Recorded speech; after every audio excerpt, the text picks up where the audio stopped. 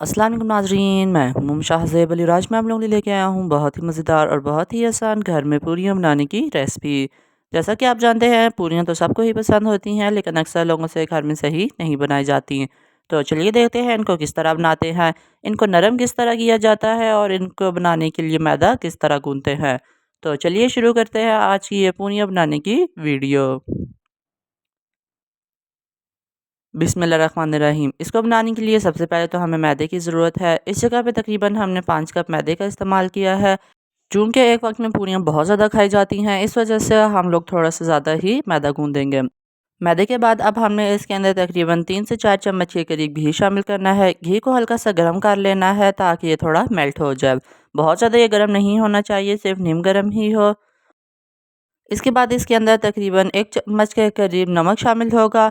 ये तीनों चीज़ों को अब हमने अच्छे से पहले मिक्स कर लेना है। इनको मिक्स करने के बाद ही हम लोगों ने इसको गूँथना है। तो नाज़रीन, इस जगह पे अब आप देख सकते हैं कि घी और नमक मैदे में अच्छे से मिक्स हो गया है। तो अब हमने इसके अंदर पानी डालना है और आराम से करके इसको गूँथ लेना है। पानी जो हम लोगों ने इसके अंदर इस्तेमाल करना है वो थोड़ा नीम गर्म होना चाहिए, उससे मैदा अच्छे तरीके से गूँधेगा और बहुत ही ये बेहतरीन तरीके से तैयार होगा। इसको गूँथते हुए आपने इस बात का ध्यान रखना है कि आप लोगों ने इसको बिल्कुल नरम गूँथना है, ये मैदा बिल्कुल भी सख्त नहीं होना चाहिए। तो नाज़रीन, इस जगह पे अब आप देख सकते हैं इस मैदे को हम लोगों ने अच्छे तरीके से गूँथ लिया है। गूँथने के बाद अब हम लोगों ने इसको अच्छे तरीके से इकट्ठा कर लेना है। इकट्ठा करके मैदे को रखने का फ़ायदा ये होता है कि जब भी हम लोगों ने इसको थोड़ी देर के लिए रखना होता है तो ये सही तरीके से सेट हो जाता है। जिस जगह पे अब हमने इसको रखना है उसके बाद अब थोड़ा-सा इसके ऊपर ऑयल जो कि हम लोगों ने लगा देना है। ऐसा करने का फ़ायदा ये होगा कि बाद में जब हमने इसके पेड़े बनाने होंगे तो आसानी से इसके पेड़े भी बन जाएँगे। इस सारे के ऊपर हम लोगों ने अब अच्छे से ऑयल या घी को लगाना है। इसकी हर साइड पे लगाने के बाद अब हम लोगों ने इसको ढक देना है और कम से कम 1 या 2 घंटे के लिए छोड़ देना है। इसके पेड़े बनाने से पहले इस बात का ध्यान लाज़मी रखना है कि इसको 1 या 2 घंटे की रेस्ट लाज़मी देनी है। इस जगह पे मैदे का टाइम पूरा हो चुका है। ऊपर से आप लोगों ने ढक्कन उठाना है। आप देख सकते हैं मैदे का टाइम पूरा हो गया था, तो हम लोगों ने इसके जितने पेड़े बनते थे वो सारे बना लिए हैं। अब इन पेड़ों को हमने अच्छे से गूँथना है, जिसके लिए सबसे पहले हम लोगों ने नीचे खुश्क मैदा डालना है ताकि पेड़ा नीचे चिपके नहीं। ऊपर पेड़े को रखना है और इसके ऊपर भी हम लोगों ने थोड़ा-सा खुश्क मैदे को डाल देना है। ये डालने के बाद अच्छे से दोनों साइडों पे मैदे को लगा के हम लोगों ने इसको बेल लेना है। अब हमने इसको अच्छे तरीके से बेलना है, इसको अब हम लोगों ने बिल्कुल पतला कर लेना है, इसलिए हम लोगों ने पेड़े बिल्कुल छोटे बनाए हैं। पेड़े छोटे बनाने का फ़ायदा ये होगा कि जब हम लोगों ने इसको पतला करना होगा तो ये साइज़ में ज़्यादा बड़ा नहीं होगा। इसको बेलने के बाद हम लोगों ने दोनों हाथों की चारों उँगलियों की मदद से इसको उठाना है, नहीं तो इसकी शेप ख़राब हो जाएगी। और इस पूरी को फिर हम लोगों ने फुल गरम ऑयल में डाल देना है। ये पूरियों को हमेशा तेज़ गरम ऑयल में ही बनाया जाता है। फ्लेम को भी नीचे फुल हाई रखना है ताकि ये फ़ौरन से तैयार हो जाए। अब हमने किसी एक चीज़ की मदद से इसको आराम-आराम से करके नीचे करते रहना है। इससे ये होगा कि बेहतरीन तरीके से फूल जाएगी। पूरी अगर फूले नहीं तो ये अंदर से कभी भी तैयार नहीं होती।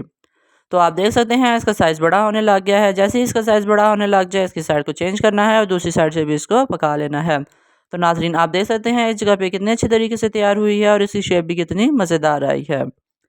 इस जगह पे फ्लेम को हमने थोड़ा-सा नीचे से लो कर लेना है ताकि ये जले नहीं, और इसकी साइड एक दफ़ा फिर से हमने चेंज करनी है, या फिर इसको इसी जगह पे अगर तैयार हो जाती है तो उठा लेना है। तो नाज़रीन, इस जगह पे आप देख सकते हैं ये पूरी कितने अच्छे तरीके से तैयार हुई है और इसकी कितनी अच्छी शेप आई है। इसी तरह करके एक-एक हम लोगों ने सारी पूरियाँ तैयार कर लेनी हैं।